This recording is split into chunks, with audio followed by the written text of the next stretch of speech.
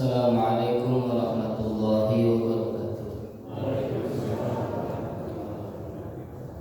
Innal hamdalillah nahmaduhu wa nasta'inuhu wa nastaghfiruh wa nu'minu bihi wa natawakkalu 'alaihi wa na'udzu billahi min shururi anfusina wa min sayyiati a'malina may yahdihillahu fala mudilla lahu wa may yudlilhu fala hadiya lahu. Asyhadu an la ilaha illallah wa la syarika lah. Asyhadu anna sayyidana Muhammadan abduhu wa rasuluh la nabiyya ba'dah. Al-Mukarram, masyaallah, Bapak Ustaz Yadi hafizahullah, mudah-mudahan Allah berikan kepada beliau kesehatan, keberkahan, kemudahan yang telah membersamai kita ini, masya Allah. Bagusnya beliau yang begini. Ya, pada ketua DKM baru, ya, Bapak Marfuad dan seluruh jamaah hadirin yang dirahmati Allah, bapak-bapak, ibu-ibu, pemudanya berapa orang?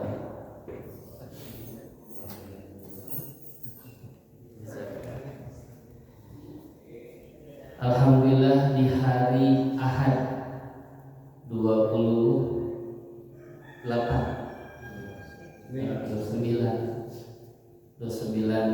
Desember 27 Jumadil Akhir 27. Ini sudah akhir juga, akhir di Masehinya bulan, akhir di Jumadil Akhir mau ke bulan Rajab. Ya, perasaan gitu nggak terasa ya. Rasanya terus pada lebaran gitu. Ya, sudah mau lebaran lagi. Rajab, Sya'ban, Ramadan. Ya, kalau anak sekolah mah ini, anak pesantren, anak sekolah mah senang. Sekarang liburan, lebaran libur lagi. Nanti ketemu Juni, libur lagi. Jadi nikmat yang Allah berikan ini, masya Allah, terus kita syukuri, disyukuri, bertambah nikmat. Terlebih nikmat iman, nikmat Islam. Kita dalam keadaan Islam dan keimanan, kemudian dalam keadaan nyaman, tertib, tentram, damai, begitu ya. Sementara ikhwan-ikhwan kita, saudara-saudara kita yang lain dalam keadaan genting, ya, hari-hari mendengar desingan peluru, meledusnya bom, ya. Kemarin terakhir di pekan kemarin, teman dari guru saya yang suka ngisi juga Maulana Babat, ya, Kiai Maulana Babat, yang tempo hari kita lihat di media sosial itu ada seorang kakek pakai sorban, ya, yang cucunya meninggal di Palestina, di Gaza. Misalnya dulu awal-awal, ya, pekan kemarin beliau yang meninggal, Syekh Nabhan. Ya, jadi beliau memang satu kelas kalau tidak salah dengan guru saya waktu di Pakistan. Jadi hari-hari itu masya Allah, kita yang alhamdulillah Allah berikan kedamaian, ketentraman, mudah-mudahan diberikan juga nih, ini kajian ini jihad, dan mudah-mudahan ini jihad juga betul. Baik, hadirin rahmat Allah Subhanahu wa taala, di judul yang saya baca, khairun nas anfa'uhum linnas, gitu ya. Nah, ini hadis sahih. Hadis sahih, sebaik-baik manusia adalah yang memberikan manfaat kepada manusia. Maka ini refleksi istilahnya, ya, atau evaluasi atau introspeksi di akhir tahun Masehi ini. Kalau kita mau kembalikan, maka pertanyaannya, telah berapakah amal-amal yang telah kita lakukan? Apakah nanti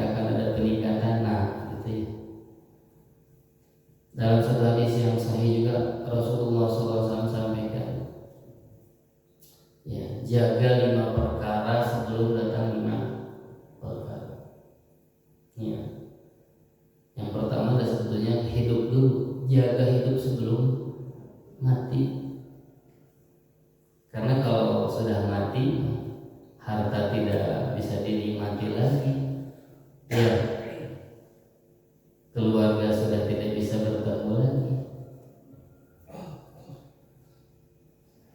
Maka Masya Allah, mudah-mudahan di tahun depan, ini sudah di penghujung akhir tahun, semakin kita ini,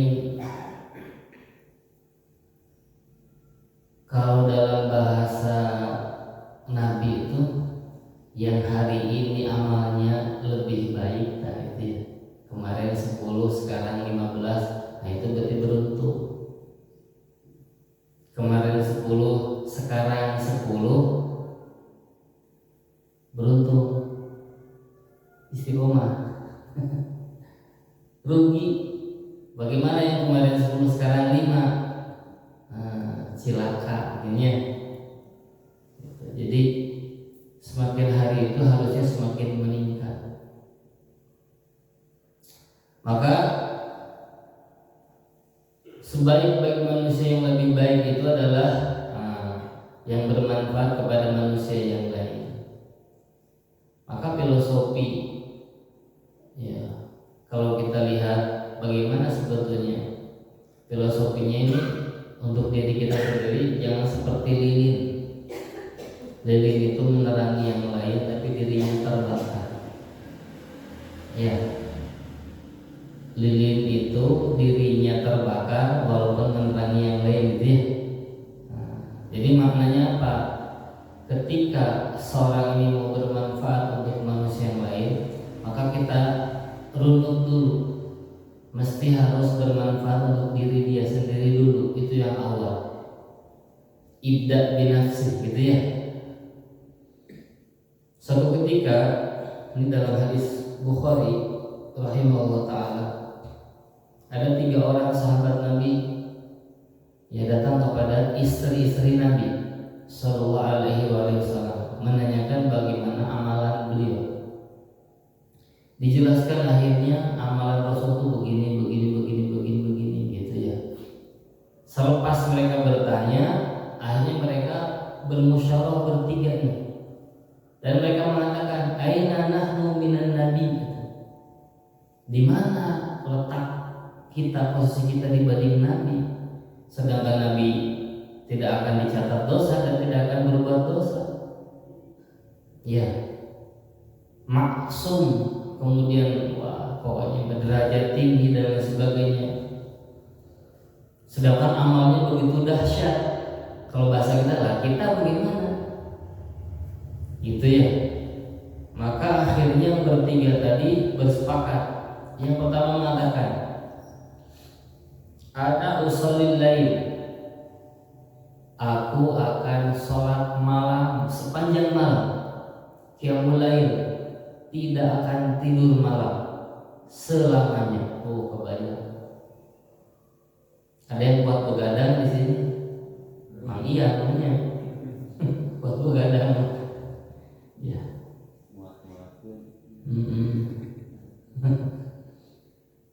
Bakat katanya. Ya. Ada yang pernah nyoba gitu begadang? Dulu waktu saya remaja masih sering. Apalagi kalau Piala Dunia. Ya. Yang pertama tuh, saya akan qiyamul lail sepanjang malam dan tidak akan tidur. Kenapa? Karena mendengar ya dari kisah-kisah dari cerita istri-istri Nabi tentang bagaimana qiyamul lail Nabi. Yang kedua mengatakan, ana asu abada wala uftir. Yang kedua mengatakan, saya akan saum tiap hari. Gitu ya. Karena lihat Nabi itu banyak saumnya begitu. Pokoknya saya mau saum aja sepanjang hari. Dalam istilah fikih namanya saumud dahar. Saya saum dahar. Saumud dahar, ad-dahr itu sepanjang hari. Dalam setahun 365 atau 360 hari. Ya, kalau dalam Hijriah sebetulnya 360 atau 355. Ya, kalau Masehi 365. Ya. Satu tahun 300 nanti 366 ya, betul. 365 hari selama 3 tahun, nanti tahun keempat 366 kalau tidak salah. Tahun Kabisat yang Februarinya 29 hari. Maka kalau Hijriah antara 29 atau 30 gitu ya. Jadi selisihnya kalau misalkan 30 saja, 30 kali 12 berapa? 360 ya. Kalau misalkan seluruh bulan Hijriah 30 hari. Kalau kita bagi dua misalkan ya, bagi dua tuh 6 bulan 30, 6 bulan 29, berarti 354. Nah, itu bulan Hijriah. Jadi kalau ada bapak atau ibu yang sudah 60 tahun secara Masehi, sebetulnya Hijriahnya sudah 62. Tinggal setahun lagi usia Rasulullah wafat gitu ya. Nah, jadi yang 360 itu saum selama 355 hari dalam setahun tuh. Karena yang 5 hari haram saum, 2 Id dan 3 hari tasyrik. Jadi yang kedua mengatakan, saya mau saum aja, begitu ya. Yang ketiga, nah ini lebih dahsyat. Yang ketiga mengatakan, saya tidak akan nikah. Ya, anak muda mengatakan ngajomblo. Ya, maka yang bertiga bermusyawarah, tidak ada yang hadir satupun. Akhirnya berita ini sampai kepada Rasulullah SAW. Mukjizatnya disampaikan oleh malaikat Jibril. Maka Nabi manggil bertiga tadi. Antumul ladzi taquluna kadza wa kadza. Kalian yang telah ya mengatakan ini gitu. Ya, maka Nabi sampaikan, maka Nabi ngajarkan. Ya, ana usolli wa arqud, kata Nabi yang pertama. Saya qiyamul lail wa arqud, dan saya juga tidur, kata Nabi. Tuh ya. Jadi ngejos ulah tadi. Ngejos bagaimana bagus? Ya, kurang bagus kalau terlalu ngejos gitu ya. Yang kedua, wa ana asum wa uftir, aku saum dan aku juga tidak saum. Terakhir, wa ana atazawwajun nisa, dan aku nikahi wanita-wanita. Faman raghiba an sunnati falaysa minni, kata Nabi, sesiapa yang membenci sunnahku maka bukan termasuk golonganku. Maka dalam syariat ini perkara bagus tidak? Qiyamul lail, saum, ya. Oh bagus. Tapi kalau berlebihan, kalau bahasa kita mungkin overdosis, yang melampaui batas, maka dalam syariat itu tidak dibenarkan. Ya, dalam syariat agama tidak dibenarkan. Imam Ibnu Hajar al-Asqalani mengatakan dalam Fathul Bari, syarah dari Imam Bukhari, seperti jadi perkara yang tasyadud, bahasanya tasyadud itu ekstrim lah, berlebihan, dalam agama tidak dibenarkan. Punten dari kurang rumah berlebihan ibadah. Iya. Pertanyaan kita ibu, seberapa rakaat tahajudnya?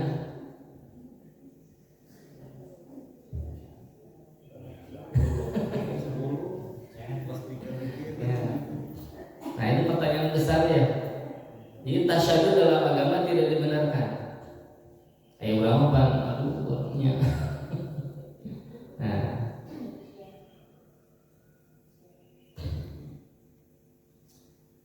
maksudnya apa? Perkara bagus, perkara kebaikan saja kalau berlebih maka efeknya buat diri tidak bagus. Ya.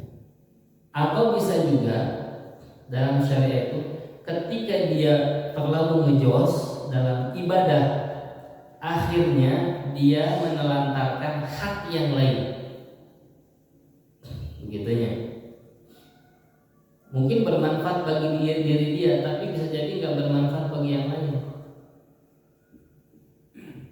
Contoh, ya, ada orang datang ke kantor pagi-pagi jam 7, mestinya harus sudah masuk di ruangannya. Sebelum jam 7 kurang 10 misalnya. Ya. Dia masuk dulu ke musola di kantor tersebut. Sholat duha selesai jam 8. Duha baca Quran dan sebagainya. Maka kira-kira apa yang terjadi? Pihak kantor, manajemen atau atasan dia, kemana Bapak Fulan? Wah, bagi sholat duha biasanya sampai jam 8. Maka gimana komentar? Soleh Bapak. Tapi solehnya sampai nyinyirnya. Bapak hebat, soleh. Ya. Konteks kebaikan, satu kebaikan ketika dia bertabrakan dengan kebaikan yang lain, maka akhirnya jadi sesuatu yang terlarang justru. Jangan. Bagusnya bagaimana kalau mau sholat duha? Ya sudah, jam 7 selesai masuk ke tempat kerjanya. Itu yang benar. Oh, kerja ini dunia, sholat duha akhirat. Nah, menurut dia enggak. Kerja dia juga bisa bernilai akhirat ketika diniatkan untuk bekal ibadah, bekal dakwah. Ya. Akhirnya nilainya jadi nilai akhirat. Atau dia memang dia untuk menafkahi anak istrinya kan? Gitu. Ya. Jadi perkara tadi, maka filosofinya tadi dari awal apa? Ketika kita ingin bermanfaat bagi manusia, jangan seperti filosofi lilin, menerangi yang lain jadi kita terbakar. Ya minimal berarti si center ya, seperti center begitu ya. Diri kita diterangi juga dan orang lain bisa kena cahaya. Itu yang pertama. Jadi introspeksinya atau evaluasinya kepada diri kita. Sebelum kita memberikan manfaat bagi yang lain, maka diri kita berikan dulu manfaatnya. Tunaikan hak. Menunaikan hak itu harus pada porsinya masing-masing. Nanti ada kisahnya yang lain. Yang kedua, selain untuk dirinya, maka dia sebelum kepada manusia yang lebih luas, dia harus lebih bermanfaat untuk keluarga. Ya, Sayyiduna wa Habibuna Rasulullah SAW sampai ke dalam hadis yang sahih juga, khairukum li ahli wa ana khairukum li ahli. Sebaik-baik dari kalian adalah orang yang paling baik untuk keluarganya, anak istrinya. Dan aku, kata Nabi, yang lebih baik dari kalian. Tuh hebat berarti Nabi-nya. Nabi mas selain bicara mengamalkannya. Dan aku, kata Nabi, yang paling baik dibanding kalian kepada keluargaku.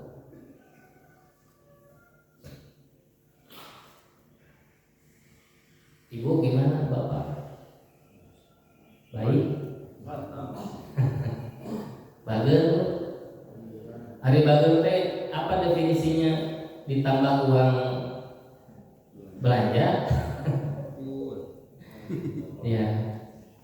Suatu ketika Salman Al-Farisi dan hadis Imam Bukhari juga ya, datang ke rumahnya Abu Darda. Jadi Salman ini orang Persia, masuk Islam, ikut hijrah ke Madinah. Ya, jadi dikategorikan muhajirin lah. Maka Abu Darda itu adalah orang asli Madinah. beliau kategorinya ansor dan disaudarakan. Kalau bahasa kita disolmetkan lah, disolmet aja, seperti saudara. Abu Darda dengan Salman Al-Farisi. Di satu ketika Salman datang ke rumah Abu Darda. Maka ketika datang Abu Darda tidak ada Ummu Darda istrinya. Dan dilihat Ummu Darda itu dalam keadaan, kalau orang Sunda bilang saludih. Saludih itu bahasa Indonesia apa saludih? Ya dekir, seperti nggak keurus begitulah. Ibu-ibu mah tidak dandan gitu ya, rambut tidak dandan, wah kumaha gitu. Kucal, lusuh begitu ya. Jadi Salman melihat Ummu Darda ini lusuh, nggak terawat begitulah, nggak pakai lipan setip, shadow, ya kan gitu. Kan ibu mah kedah ibu mah kedah ya kan. Mau mungkin bang, ya kalau nganggo bedak mah, ya, atau laki-laki soreha, ya. Ya, jadi kucel lusuh begitu. Maka Salman tanya, Masya Nuki, kenapa engkau begini? Kenapa engkau begini? Ya, apa jawaban Ummu Darda? Bayang seorang istrinya pasti jujur, seorang sahabiah.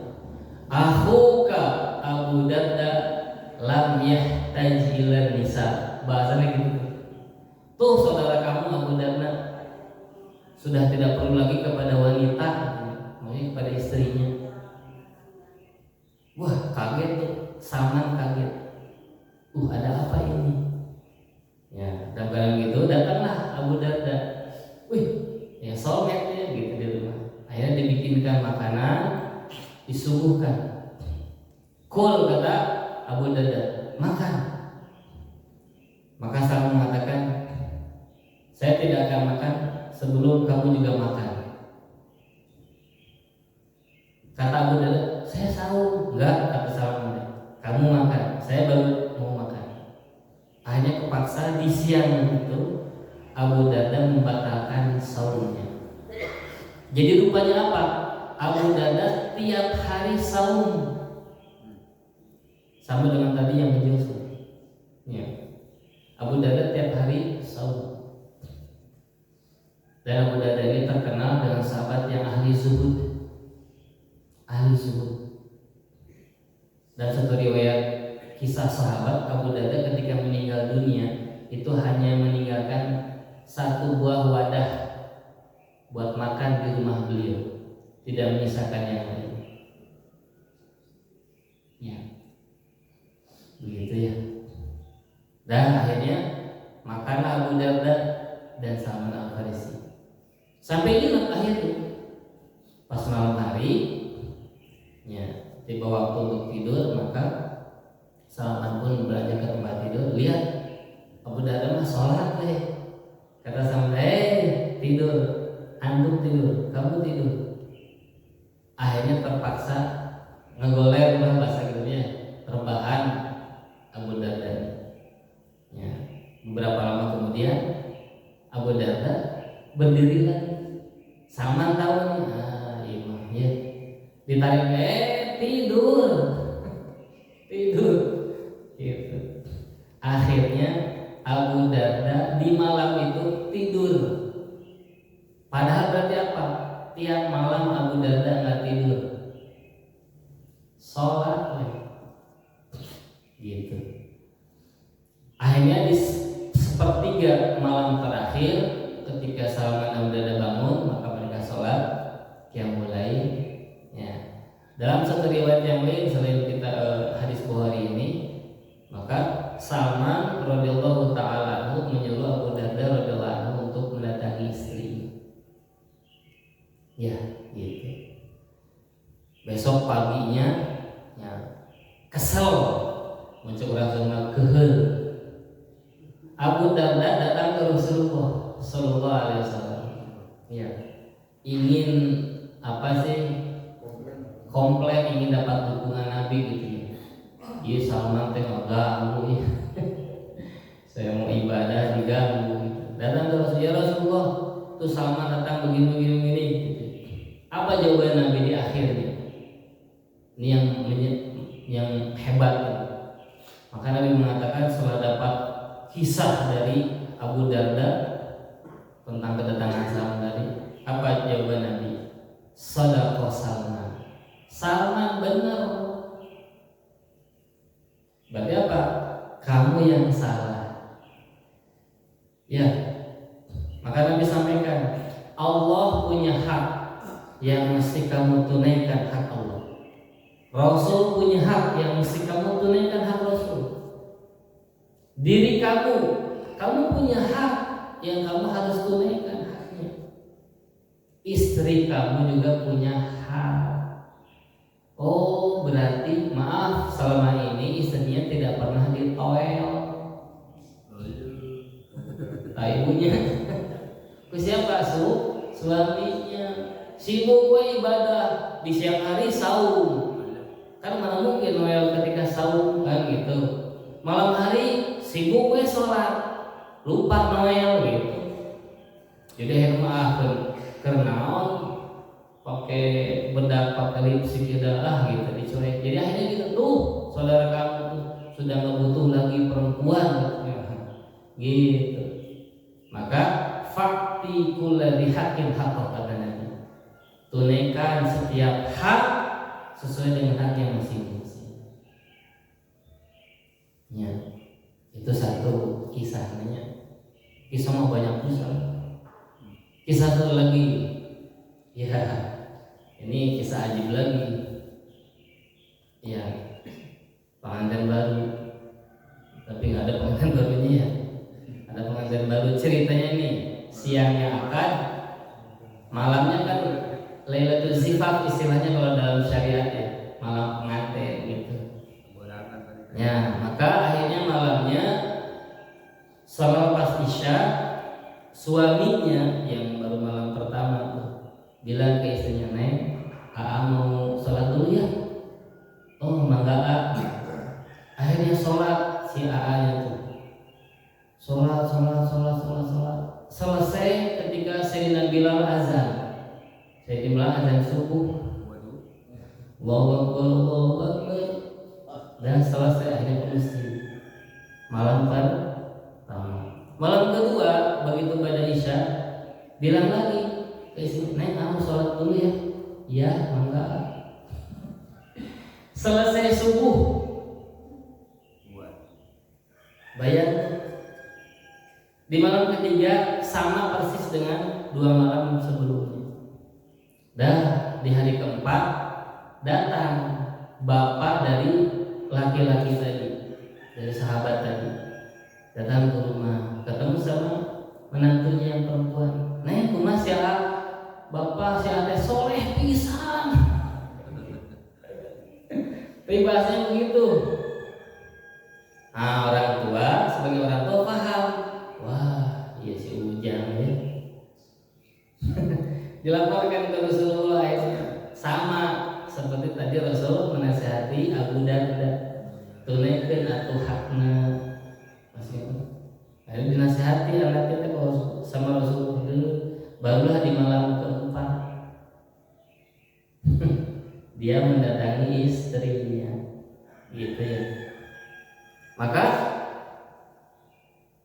sahabat yang lain tanya ke pengantin baru tadi, Ari antum apa yang kamu lakukan ketika sholat? Pokoknya mah begitu aku sholat itu di malam aku nikah, aku merasakan gambaran-gambaran surga, wangi-wangi surga tercium. Ini kata sahabat tadi, pemandangan surga nampak di depanku. Hanya pantesan atau ya? Bukan khusyuk lah, gambaran surga di depan. Jadi istri mah gitu ya. Kayak kita sholat yang mulai apa yang di hadapan kita gambarannya, can kabayang hutang itu can rengsek pada mulanya kayak gitu ya. Nah, gitu. Ya. Nah itu jadi apa? Bermanfaat untuk diri yang terdekat dulu. Siapa? Ahli keluarga. Ketika sahabat Nabi tanya, ya Rasulullah, saya mau sedekah yang paling afdal ke siapa? Iyal, kata Nabi. Apa itu iyal? Orang-orang yang kamu tanggung kehidupannya. Kan istri dapat nafkah. Contoh, kalau nafkahnya minim, ketika kamu dapat rezeki lagi, berikan. Atau nafkah nih pas-pasan gitu ya, memang segitu. Ketika dapat rezeki lagi, sedekah, mendingan ke istri sedekah. Setuju ibu? Setuju.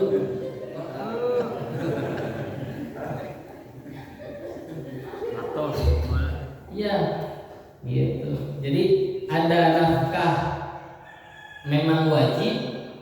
Contoh nafkah itu kan relatif ya. Ada yang sekian, nggak harus sama kan. Tergantung memang ya penghasilan dari suami juga. Ya, kalau suaminya kaya nih, tergantung bagaimana kebiasaan seorang perempuan tadi. Kalau perempuannya orang kaya ya sekian, harus dibedakan. Kalau perempuannya biasa ya begini gitu. Ya, jadi kata Nabi kepada iyal dulu, anak istri dulu, atau orang yang kamu tanggung kehidupannya, atau orang tua. Kalau mau sedekah itu afdol. Maka alim ulama mengatakan kenapa kok afdol? Oh, satu, pahala sedekah dia dapat. Kedua, pahala silaturahmi. Kan menyambungkan silaturahmi kepada saudara. Kalau orang Sunda bilang apa? Buruk-buruk papan jati. Mau ayah bekas saudara mah, itu bekas saudara saya, bekas adik saya, nggak bisa. Ya. Jadi yang paling diutamakan begitu. Suatu ketika sahabat datang kepada Sayyidina Aisyah radhiyallahu taala anha. Ya. Bertanya, wahai ummul mukminin, wahai bunda orang-orang beriman, bagaimana kebiasaan Nabi ketika mau masuk rumah? Apa jawaban istri beliau? Rasul biasanya kalau mau masuk rumah bersiwak terlebih dahulu. Kebayang orang yang paling dekat, bahkan bisa tahu segalanya dibanding orang tua sendiri kan? Orang tua kepada anak nggak bisa. Ada hal-hal nanti kalau sudah, apalagi sudah berumah tangga. Ini kalau suami istri kan harus terbuka satu sama lain, paling dekat. Nabi SAW mengajarkan kepada umat, lihat bagaimana ketika masuk rumah saja bersih-bersih dulu, minimal tebau gitulah. Bersiwak itu kan menandakan supaya harum, wangi. Padahal Nabi mah seluruh tubuh Nabi itu wangi. Ya, dalam sebuah riwayat hadis sahih juga, Ummu Sulaim atau Ummu Hani. Jadi dua sahabiah ini, kalau Ummu Sulaim itu ibunda dari Anas bin Malik, kalau ibunda dari Abdullah bin Abbas, kalau Ummu Hani kalau tidak salah ibunda dari Anas bin Malik. Sering Rasul datang ke rumah mereka, terkadang sampai tertidur. Ya, ketika tertidur maka Rasul berkeringat, dilap sama Ummu Hani, dilap sama Ummu Sulaim, dilap keringat Nabi. Dan apa komentar mereka berdua? Tidak ada yang lebih harum dari parfum apapun kecuali keringat Nabi. Kasturi kalah, ud kalah, nanti parfum dan jenisnya. Pokoknya nggak ada yang lebih harum selain keringat Nabi. Kan orang mau mengesang rumah, ya, keluar klien kesang datang ke rumah gitu ya, waduh. Terus mulutnya kayak bau. Nabi mah masya Allah sebelum masuk rumah teh beberes dulu kepada istri tertindak, hadirkan wangi-wangi gitu. Ibu ke panggil resepnya, resep suami datang teh aduh wangi gitu. Ya, tapi jangan curiga ini, wah di sana bau air wangi, terus di mana ya? Wah, kok jadi curiga? Itu tadi terus di pengawasan, Ustaz harus begini-begini jadi mengamalkan sunnah Nabi. Oh, dikira kemana dulu gitu. Jadi bermanfaat untuk istri itu dicontohkan oleh Nabi. Khairukum li ahli, sebaik-baik kalian adalah sebaiknya orang yang terbaik untuk keluarganya. Maka dalam contoh syariat ini saya sering menganalisa dan ada di dunia pendidikan biasa juga. Ya. Begini nih. Kalau ditanya anak dari orang tua, kalau sudah mengatakan, "Nak, adek," atau apa bahasanya, "siapa idola kamu?" Kalau sudah menyatakan idola saya adalah ibu saya dan bapak saya, oh berarti hebat. Ya, idolanya adalah bapaknya, ayahnya, atau ibunya. Berarti apa mananya? Berarti orang tua menjadi orang tua yang hebat untuk anak. Zaman sekarang mah kayaknya sudah jarang. Ya, zaman kita dulu mah lihat orang tua teh itu ya idola. Bapak idola. Saya yang termasuk pertama jadi idola itu bapak saya. Dari ibu sendiri. Ibu yang mengajarkan saya ngaji, bisa ngaji Quran itu ibu saya sendiri. Waktu SD, ya dari TK lah, dari TK sampai SD diajarkan alif bata sampai hafal Fatihah ibu sendiri. Iya. Bapak masya Allah jadi idola bener itu zaman dulu. Zaman sekarang saya idola, ayah bapak, wah si bapak mama. Komentar masih gitu ya, masih ibu, wah si mama anak-anak. Jadi orang tua sekarang nggak jadi idola anaknya. Ya, ini jadi pertanyaan besar. Berarti apa tuh?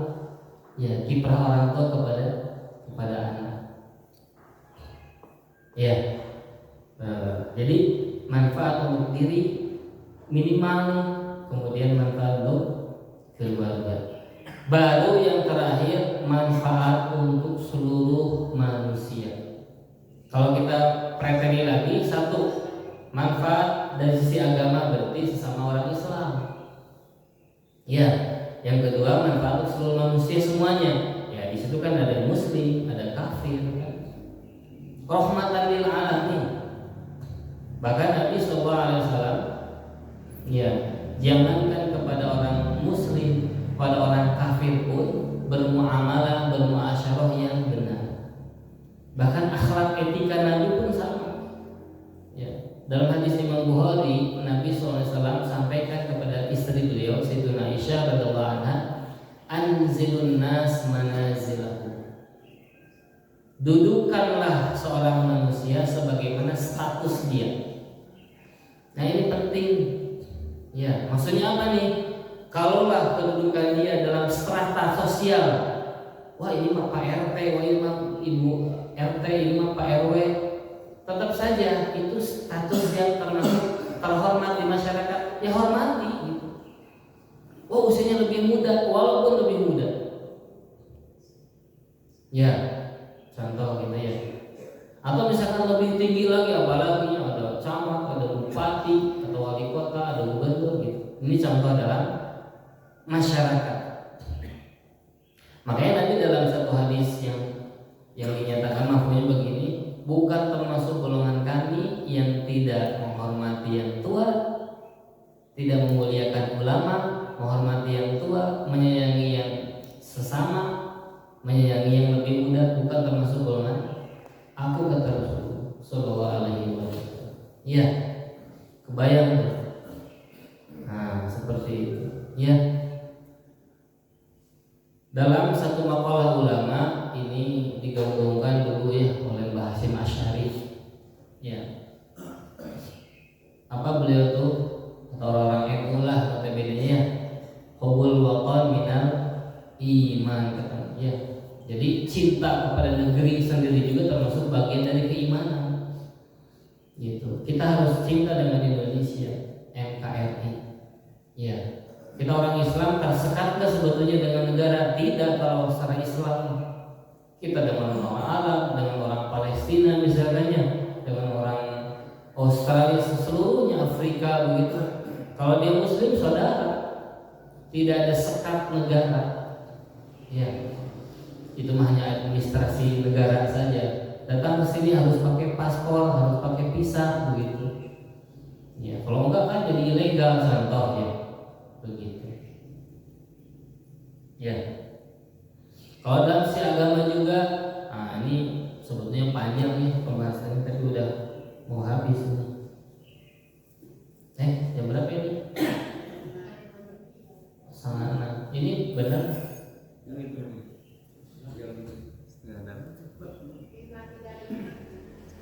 Pasti ya. 5:30. Sampai jam berapa? Sampai Isra 45. 10 menit lagi. Ini sebetulnya ada makos. Saya mau jelaskan terakhir itu maqasidus syariah. Ya, karena anfa itu bermanfaat itu mesti kita harus lalu ke maqasidus syariah. Tapi karena pembahasan terlalu panjang, ya sedikit saya bacakan saja. Apa itu maqasidus syariah? Maqasidus syariah itu adalah maksud-maksud dari syariat diberlakukan untuk manusia, untuk orang Islam, untuk orang beriman. Maka di situ ulama mengatakan ada 5 perkara yang mesti dijaga. Ya, yang pertama adalah hifdzuddin, menjaga agama. Yang kedua hifdzul nafas, menjaga jiwa. Yang ketiga hifdzul mal, menjaga harta. Yang berikutnya hifdzul akal, menjaga akal pikiran. Terakhir hifdzun nasal, menjaga nasal keturunan. Maka seluruh syariat yang Allah Subhanahu wa taala sampaikan kepada Sayyidina wa Habibuna Rasulullah SAW, tujuan syariat ini 5 tadi. Kenapa kita sholat? Kenapa kita saum? Kenapa jangan minum khamar? Kenapa jangan berzina? Ini tujuan semuanya. Kenapa jangan mencuri? Contoh, tujuan-tujuan syariat tadi yang 5. Mungkin nanti di pertemuan kapan insya Allah ini akan dibahas panjang lebar ya, karena perlu ya biar detail. Jadi hadirin rahmat Allah Subhanahu wa taala, mudah-mudahan di akhir tahun kita introspeksi, evaluasi telah sampai di manakah nih kita ya. Nanti di tahun depan ini mau bagaimana? Apakah mau istiqomah? Dan istiqomah itu bukan berarti jalan di tempat. Ya.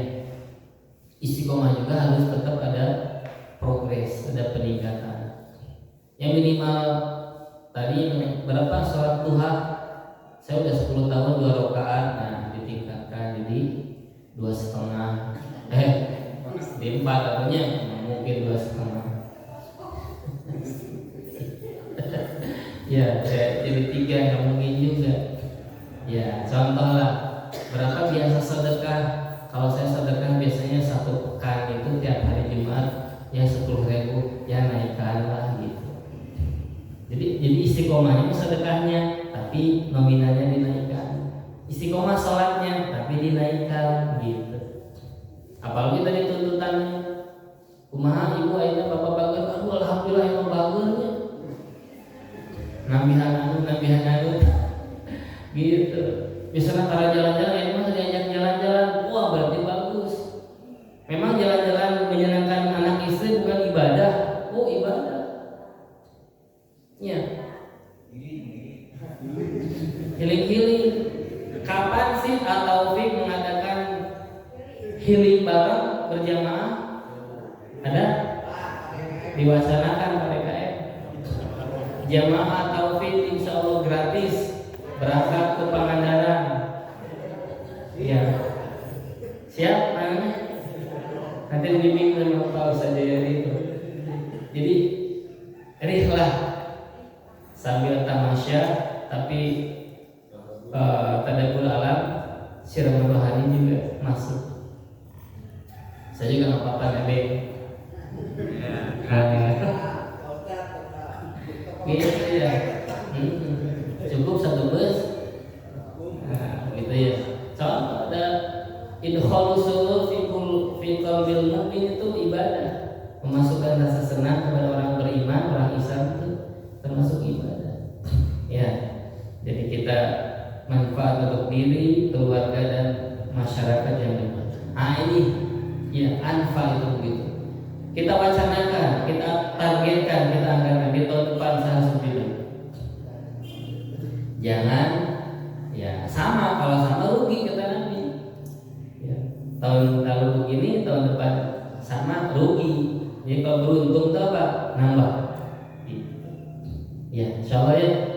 Mudah-mudahan Allah Ta'ala berikan kefahaman kepada kita semuanya, ya bisa mengamalkan ini pun bisa menyampaikan kepada yang lain. Ya, barakallahu fikum. Kita tutup dengan membaca wal asr dulu. Bismillahirrahmanirrahim. Wal asri innal insana lafi khusr illa alladziina aamanu wa 'amilus shalihati wa tawassaw bil haqqi wa tawassaw bis sabr. Subhanakallah wa bihamdika asyhadu an la ilaha illa anta astaghfiruka wa atubu ilaik. Assalamualaikum warahmatullahi wabarakatuh.